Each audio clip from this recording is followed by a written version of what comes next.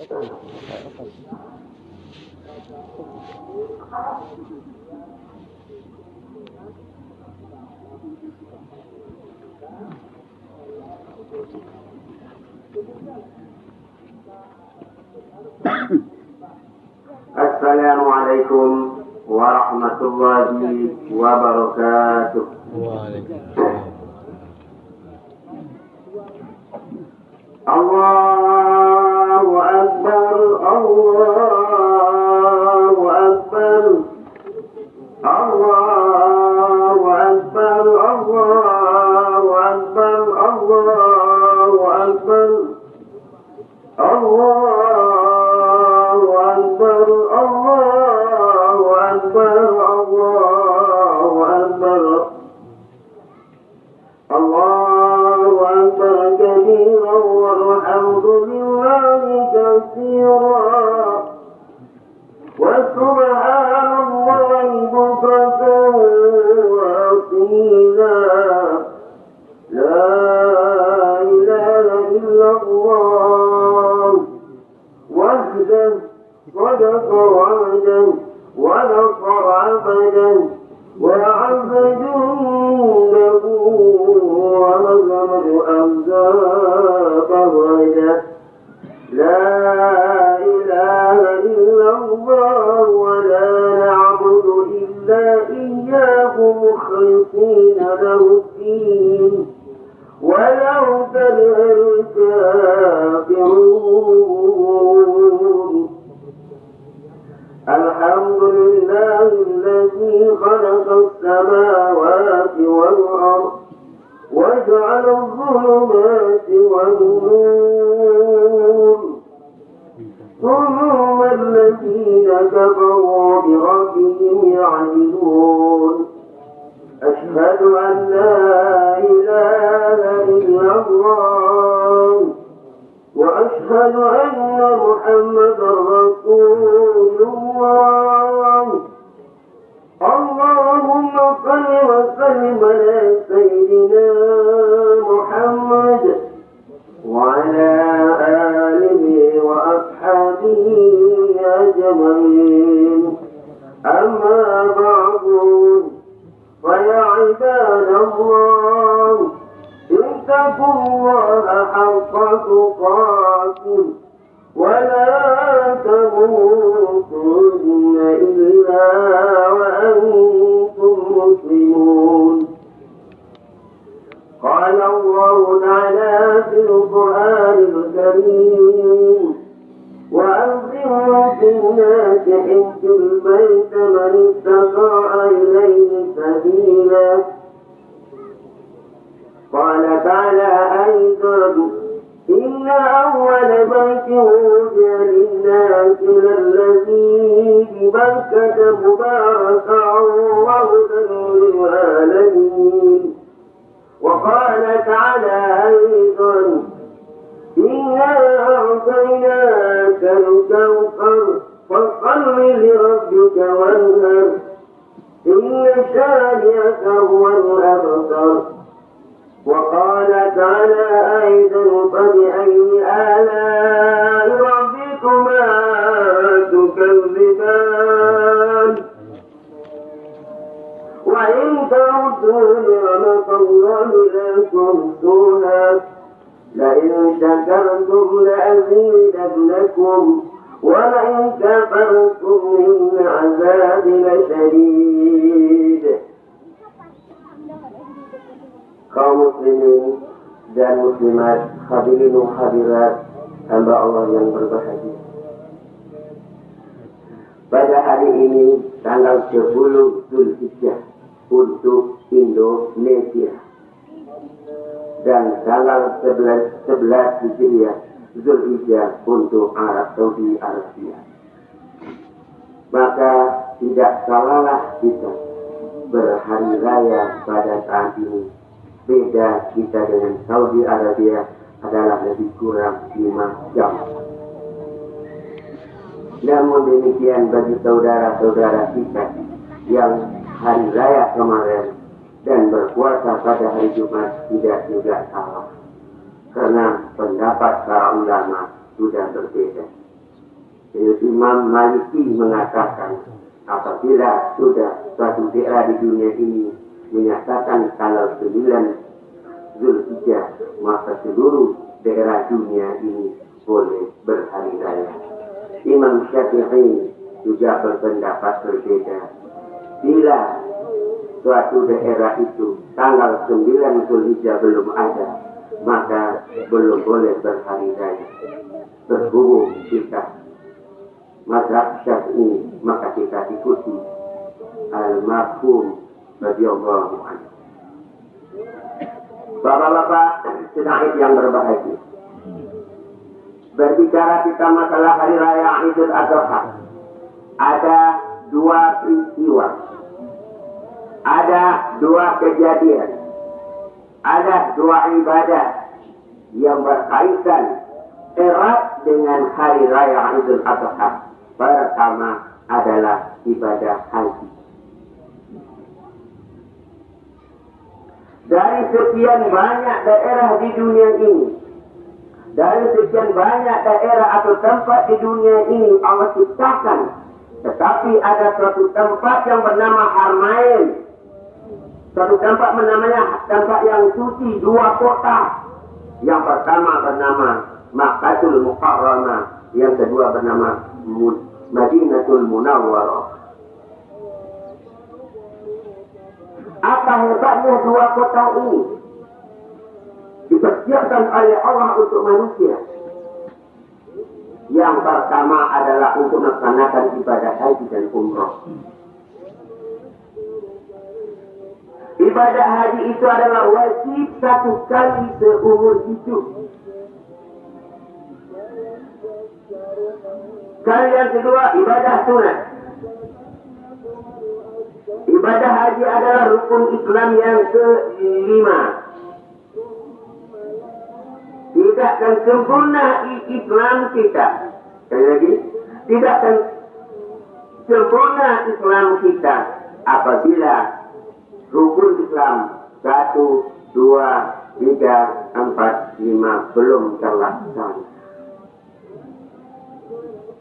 Maka oleh karena itu ibadah haji tidak bisa dianggap enteng dan tidak bisa berselindung dengan ketidakmampuan.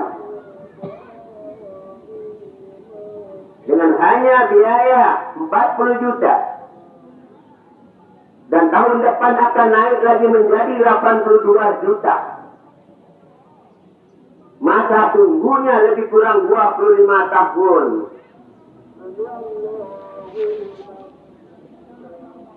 Bisa tidak bisa harus kita berangkat menunai panggilan Allah. Labbaik Allahumma labbaik, labbaik la syarika lak labbaik, innal hamda wan ni'mata lak wal mulk la syarika lak.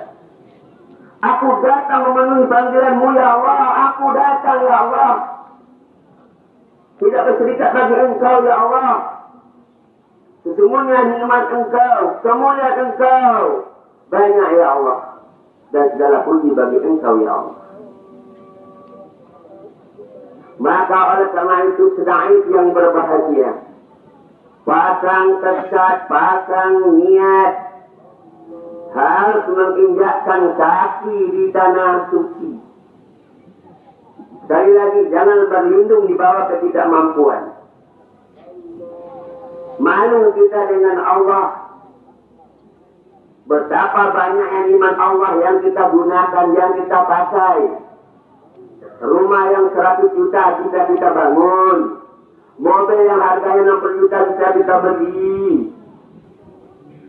Andaikan kata kita sakit hari ini, masuk ke rumah sakit awal bros, 50 juta kata awal bros kita bayar.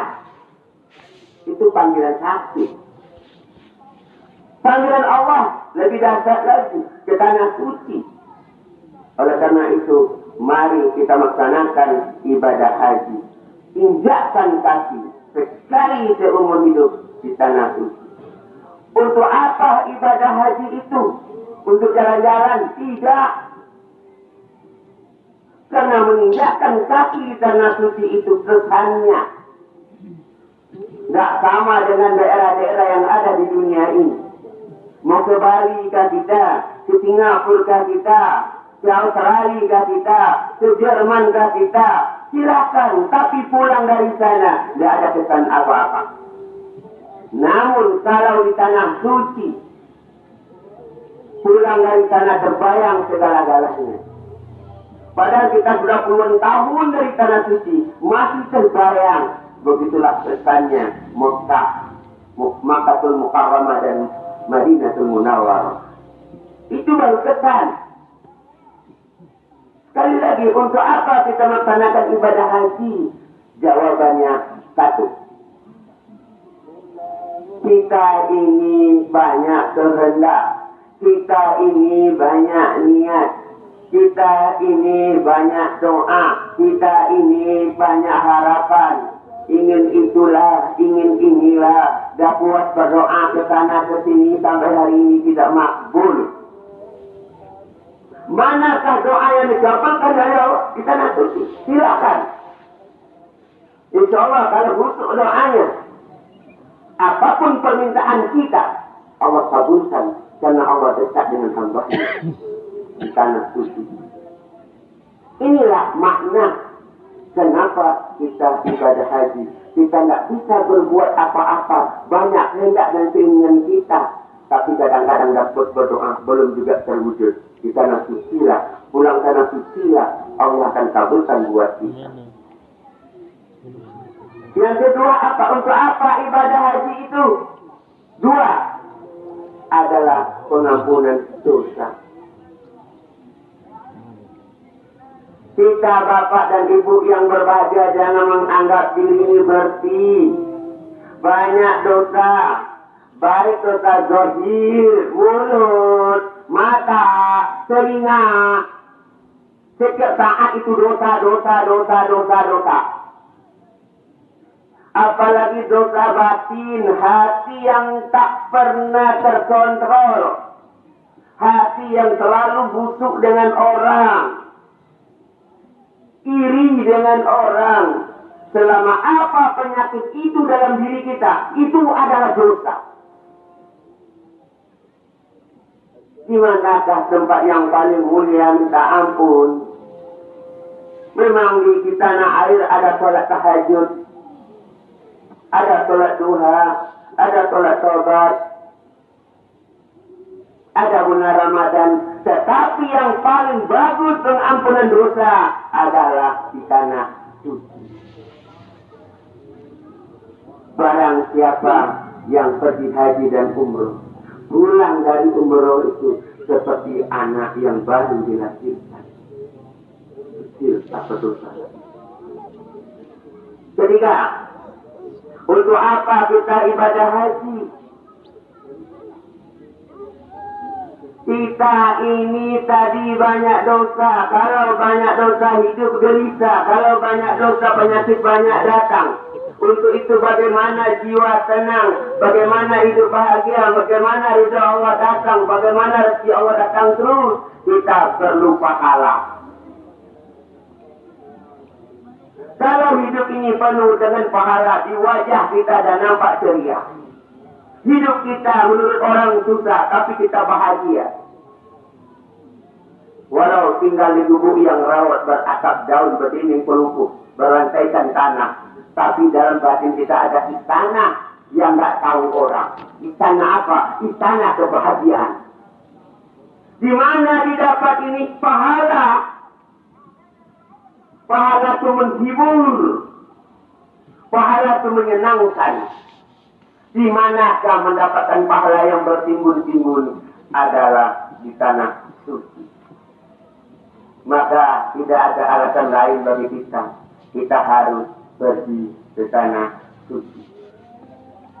Jangan tunggu.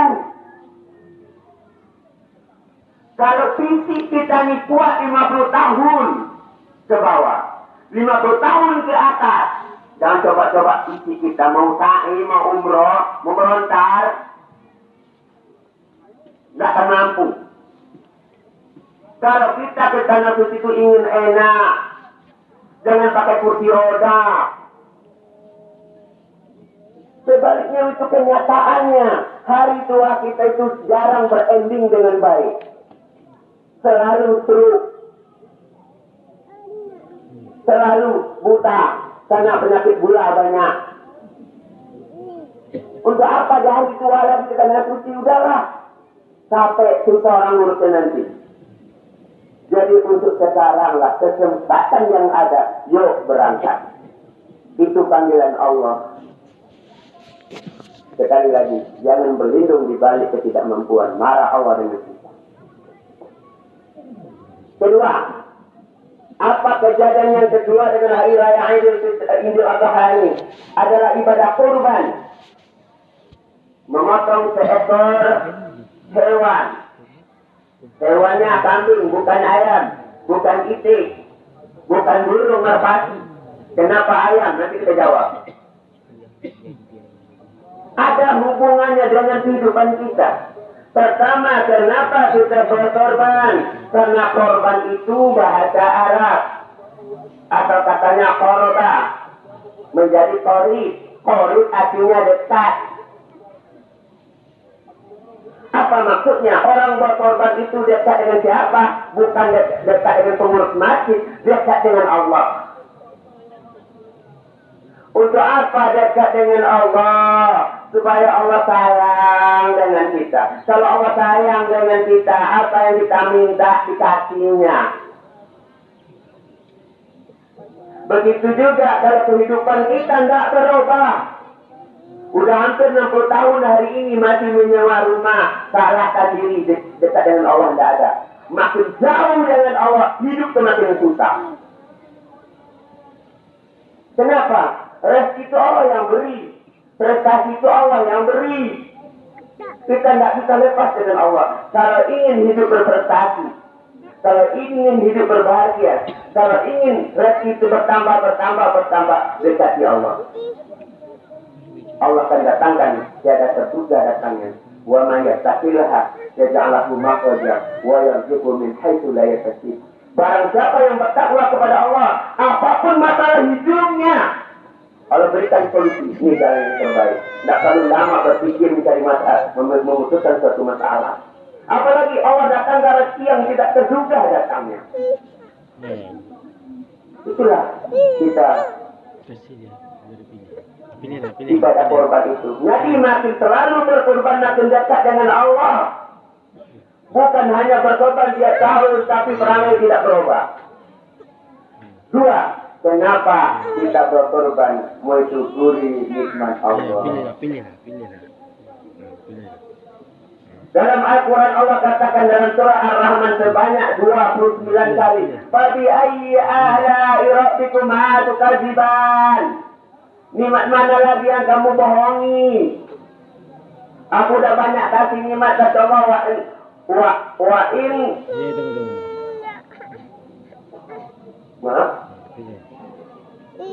in ta'udu nikmat Allah la tuhsuha. Jika kalian hitung nikmat itu, takkan terhitung dengan alat komputer apapun, alat apapun yang canggih. Kalian hitung dia, takkan terhitung. Syukur, alhamdulillah hari ini masih sehat, bisa sholat Id. Tahun depan wallahu a'lam. Syukur, alhamdulillah hari ini anak sudah selesai semuanya dan sudah bekerja semuanya. Alhamdulillah. Syukur, alhamdulillah hari ini sudah mendapatkan istri yang soleha, suami yang soleh. Itu nikmat Allah. Syukur, alhamdulillah hari ini dah bisa buat rumah, dah bisa beli kendaraan. Alhamdulillah. Cukup banyak nikmat Allah buat kita. Apa lagi? Terbiasa bila berkumah itu kasihan apa lagi? Jadi ibadah korban itu mensyukuri 2.450 untuk mujahidin, apalagi hanya 1 tahun. Lebih mahal handphone lagi, 3 juta, 5 juta, sanggup beli untuk anak. Tapi untuk korban kepaya kali.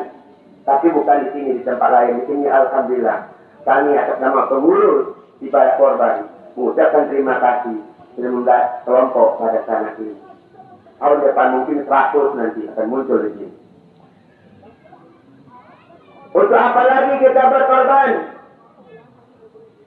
Yaitu menjauhi diri dari sifat binatang. Kenapa kok tidak belalang yang dipotong? Kenapa tidak isi yang dipotong? Karena diri kita ini ada sifat binatang. Apa dia? Sombong. Sombong itu terjadi bagi orang kaya. Sombong itu terjadi orang yang berpangkat. Sombong itu terjadi bagi orang banyak pergaulannya. Sombong itu terjadi orang yang pokoknya dia dirty, orang lain dah. Itu adalah sifat yang harus kita buang. Sifat itu berada karena binatang. Oleh karena itu sifat tawadu. Apa tawadu? Merendahkan diri. Orang tak tahu siapa kita ini, padahal kita hebat. Dosa. Apalagi kita tinggal di masyarakat di RW 5. Sama semuanya, tidak ada dokter, tidak ada profesor, tidak ada orang kaya, rata semuanya. Kalau kita di masyarakat, beda kita di kantor, memang dihormati dengan jabatan kita. Untuk itu, hilangkan sifat sombong itu. Apalagi sifat binatang itu mudah tersinggung. Apa sedikit ngamuk, apa sedikit ngamuk. Dengan anak marah-marah, dengan istri marah-marah, dengan suami marah-marah. Tidak ada gunanya ngamuk-ngamuk itu. Sakit. Apabila kita mengamuk hanya 5 menit saja, itu akan terjadi 6 jam. Pada tubuh kita itu tidak lagi imun. Imun pada diri kita akan hilang selama 6 jam. Hanya marah 5 menit. Kalau kita tidak imun, corona datang langsung mati mendadak. Tak boleh. Apalagi mau marah sama orang, mau dengki sama orang tak guna. Yang sakit diri kita sendiri. Ibarat ini Ustaz contohkan, ini gergaji. Ini ada ulat. Pada suatu hari ulat itu masuk ke kandang ayam, dalam kandang ayam itu ada gergaji. Langsung dililit oleh ulat ini gergaji. Kenaklah perutnya sakit. Dan ulat melawan. Langsung dililit lagi gergaji. Sakit lagi, mati dililit lagi. Yang mati siapa? Bukan gergaji. Yang mati adalah ulat. Itulah kalau kita buruk sangka, iri hati dengan orang. Siapa yang merana? Pikiran negatif dengan orang. Siapa yang merana? Bukan orang itu, diri kita sendiri. Itu adalah sifat-sifat binatang pada hari ini kita potong. Tapi balik kepada manusia biasa. Terakhir, untuk apa kita berkorban? Yaitu rela. Apa yang rela? Rela berkorban. Korban waktu. Kadang-kadang tengah malam itu kita bangun tahajud. Kita sudah capek nih.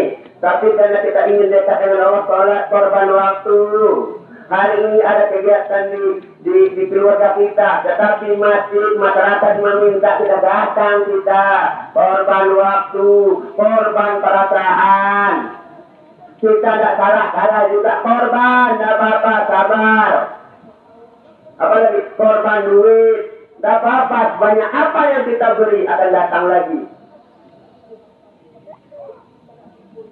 Hidup itu ibarat nendang bola ke dinding. Pantulannya kepada kita. Jangan pelit dalam hidup ini. Fa'amma man a'ta wattaqa wa saddaqa bil husna fasayasriful yusra. Barang siapa yang suka memberi, ya kan? Dan bertakwa dia dan membenarkan pemberian itu adalah kebaikan, maka segala urusannya fasanuyasirhu lil yusra, segala urusannya akan dipermudah oleh Allah.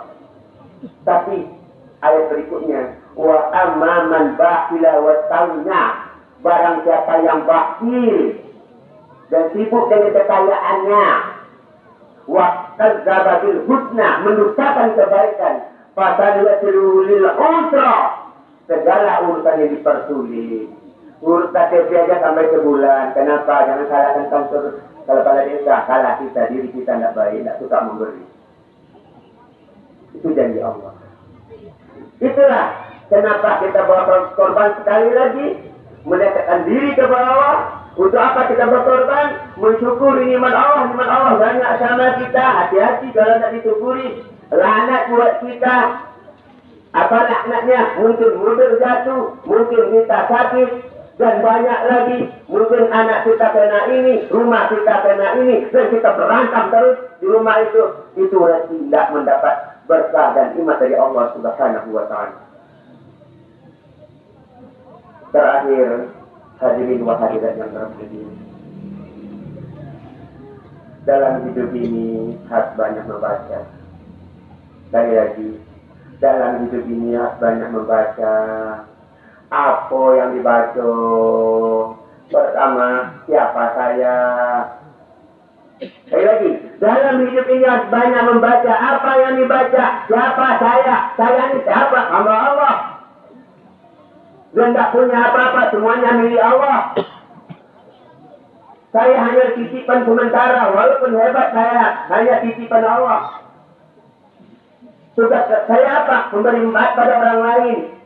Khairun nas tanfa'un nas. Manusia yang baik, manusia yang bermanfaat bagi orang lain, bukan mudarat bagi orang lain. Yang kedua, apa lagi? Di mana saya? Jawabannya di dunia. Apakah selama-lamanya? Tidak. Paling lama 70 tahun itu enak hidup. Kalau 80 tahun tidak enak hidup lagi. Keluarga ada benci dengan anak, dengan kita. Anak yang kita sayang sudah benci dengan kita. Belum lagi perangai kita seperti perangai anak-anak. Harus ingat di dunia. Mengapa dunia ini bukan bermain-main, bukan main nonton TV aja kerja, mohon maaf, bukan main kesana kesini saja, tetapi beribadah, beramal, mencari pembekalan. Sebentar lagi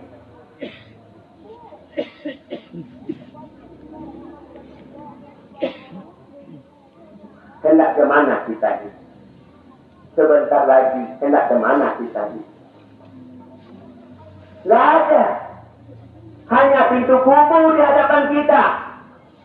Itu di Pasir Putih sana, sebentar lagi orang akan berbondong-bondong mengantar kita.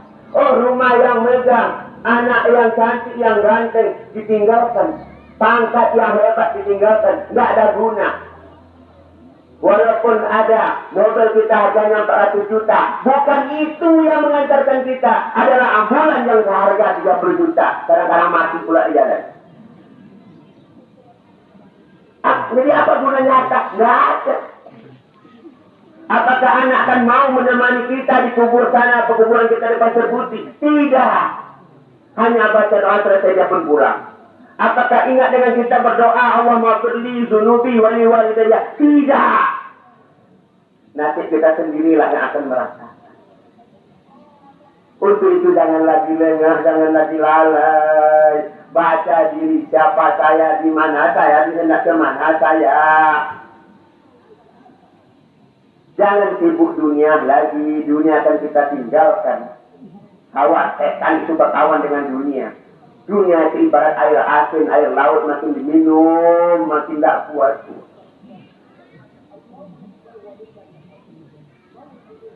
Bapak dan Ibu yang berbahagia, sebentar lagi orang akan berbondong-bondong menuju rumah kita. Mengapa dia? Bukan mengucapkan selamat, bahagia, tetapi mengirimkan doa kematian kita. Jasa kita terbujur di rumah kita, kalau kita mati di rumah. Kita dikelilingi oleh anak dan istri kita, kalau anak dan istri masih sayang dengan kita. Kapan waktunya yang hal yang seperti ini? Besok, minggu lagi, sebulan lagi. Oleh karena itu, Khotib menyampaikan sekali lagi, jangan terperdaya dengan dunia. Ingatlah kematian kita. Ibu-ibu yang tersayang, jaga aurat. Ibu-ibu yang tersayang, taat sama suami. Ibu-ibu yang tersayang, jaga mulut. banyaklah diri berkumpul di rumah. Coba keluar rumah nanti di warung udah banyak cerita. 5 kata orang, 6 sampai pula yang lain sampai 7. Itu dosa. Kapan kita lagi minta maaf? Coba dosa dengan orang lain atau orang itu yang memaafkannya. Bagi bapak begitu juga. Mujahidin masih menunggu kita. Datanglah. Kapan lagi? Aturlah waktu. Sesibuk apapun aturlah waktu. Begitu juga bapak, sholatlah. Apalagi anak besar-besar. Malu kita dengan anak kita. Anak kita juara 1 di MDA Mujahidin. Pandai baca doa, pandai sholat. Sedangkan mak dan ayah tidak pandai. Malulah kita dengan anak kita. Oleh karena itu, sekali lagi, dengan Hari Raya Idul Adha ini, mari kita membuka diri, maafkan orang lain. Dengan Hari Raya Idul Adha ini, mari kita berubah diri yang sudah-sudah. Mari kita lebih baik lagi ke depan. Hidup kita tidak akan lama lagi. Kematian pasti menunggu kita. Pak tabiru ya ulil absar la'allakum turhamun. Allahumma salli wa sallim وزد ودين وأنعم وتفضل وبارك بجلالك وكمالك على عبادك وصبر عبادك على سيدنا ونبينا محمد وعلى آله وصحبه وسلم ورضي الله تبارك وتعالى عن كل صحابة رسول الله أجمعين. الله أكبر الله أكبر الله أكبر الله أكبر الله أكبر الله أكبر الله أكبر الله أكبر كبيرا والحمد لله كثيرا وسبحان الله بكرة وأصيلا لا إله إلا الله وحده صدق وعده ونصر عبده وأعز جنده وهزم الأحزاب وحده لا إله إلا الله ولا نعبد إلا إياه مخلصين له الدين ولو كره المشركون. الحمد لله الذي أشكره وأستغفره. أشهد أن لا إله إلا الله وحده لا شريك له وأشهد أن محمدا عبده ورسوله. اللهم صل وسلم على سيدنا محمد وعلى آله وأصحابه أجمعين. أما بعد فيا عباد الله اتقوا الله حق تقاته ولا تموتن إلا وأنتم مسلمون.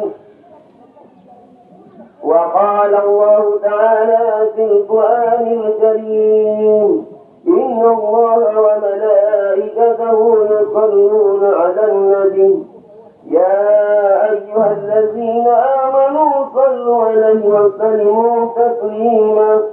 اللهم صل على سيدنا محمد وعلى سيدنا محمد كما صليت على إبراهيم وعلى آل إبراهيم في العالمين إنك حميد مجيد. اللهم اغفر للمسلمين والمسلمات والمؤمنين والمؤمنات الأحياء منهم والأموات يا قاضي الحاجة.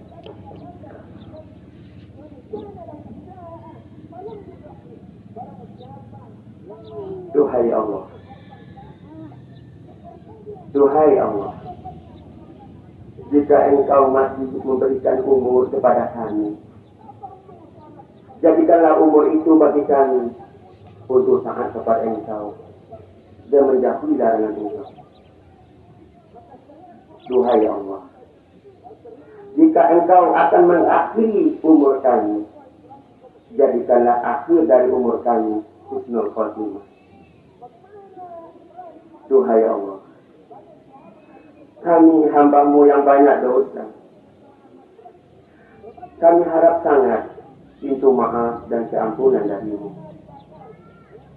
Duhai Allah, hidup ini gelap bagi kami tanpa hidayah dan sinar iman dari-Mu. Duhai Allah, hidup ini banyak beban. Duhai Allah, hidup ini banyak beban mental dan jiwa yang kami alami. Oleh karena itu, kami harap bantuan solusi yang harus kami tempuh. Ya Ghafar, kami rindu dengan surga-Mu. Kami tidak mampu menghadapi azab-Mu. Kasih sayang dan rahmat-Mu selalu kami harapkan. Ya Rabb, kami sebagai anak banyak dosa terhadap dua orang ibu bapa kami. Mohon ampun dosa kami dan dosa dua orang ibu bapa kami, baik yang mereka masih hidup bersama kami maupun yang telah berpulang ke Ramadan. Ya Rabb, berilah kami rezeki yang banyak sehingga bisa kami membawa orang tua kami, ayah kami, ibu kami ke tanah suci. Ya Allah, ya Allah, terimalah segala amal ibadah kami, ibadah haji kami, ibadah umrah kami, ibadah kurban kami. Ya Allah, jadikanlah suami kami suami yang soleh.